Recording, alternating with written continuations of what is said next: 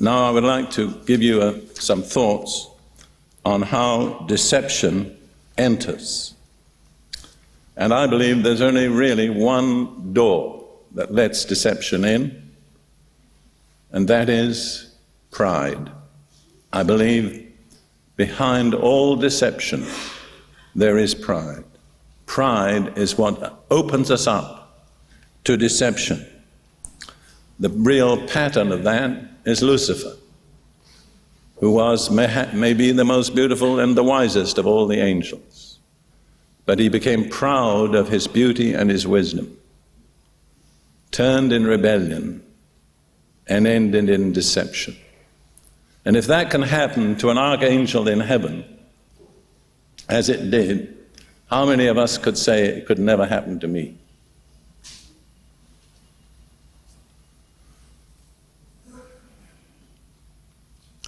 One of the lures of many cults is the attraction that if you join them, you're going to join a super group.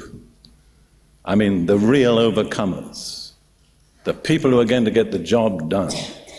The church has messed around and not got the job done, but now here we are going to get the job done. What does that appeal to? Pride, that's right. Let's take the Manifested Sons teaching, which some of you are probably familiar with. That was exactly their teaching.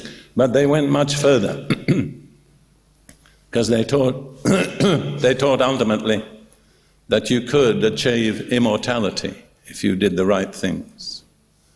It's remarkable how many cults teach that. The Mormons teach it. It thinks it's taught indirectly through Freemasonry. And it all goes back to what the Bible calls the lie, which was the first lie which Satan turned on the human race, which was, you shall be as gods. And every time really that he wants to deceive people, he uses the same type of motivation. So beware when people tell you there's a super group that have gone further than others, and they're usually rather critical of previous generations of Christians. But I'd have to say, as far as I've seen, they don't begin to produce the same kind of results that previous generations produced. And I say to people, if you ever join a group who tells you, if you want to be right, you've got to join us. When you've joined them, you'll know one thing: you're wrong. Proverbs 29 verse 5 says, he who flatters his neighbor with his mouth spreads a net for his feet. Beware of flattery. I think this applies particularly to preachers. Preachers are very susceptible to flattery. And we can become embroiled in things because people give us flattering invitations and suggest that if you'll align with us, we'll open doors for you.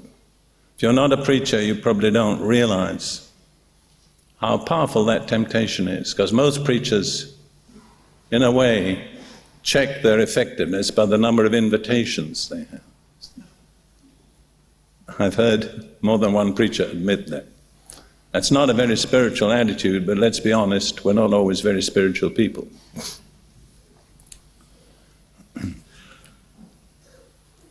Jesus has a chosen group, but it's not super group. It's a different kind of people. Only Jesus would have chosen people like that. It's stated in 1 Corinthians chapter 1. Verses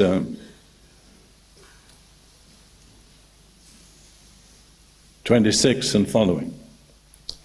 For you see your calling, brethren, or you see the kind of people that you've got yourself mixed up with.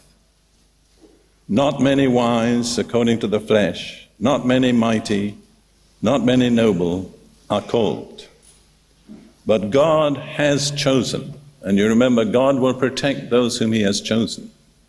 Now, in order to be one of God's chosen, you have to be in this list, because God has chosen. He's not going to change his mind. He's not going to revise. It's settled. So as we go down this, just see if you fit. But God has chosen the foolish things of the world to put to shame the wise. And God has chosen the weak things of the world to put to shame the things that are mighty. And the base things of the world and the things which are despised, God has chosen.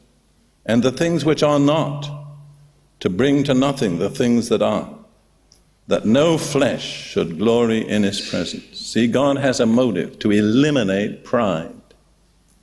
And so this is the list. I mean, just ask yourself, do I fit? He's chosen the foolish things. He's chosen the weak things. He's chosen the base or lowly things, the things that are despised, and the things that are not.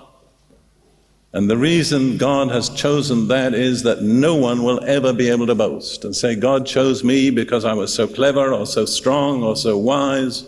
He needed me.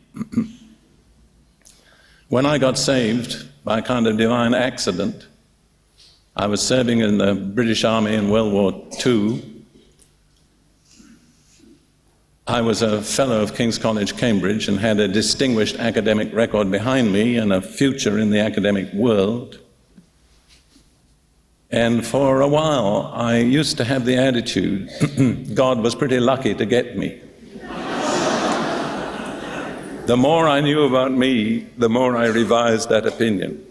My opinion now is I can't think why ever God picked on me.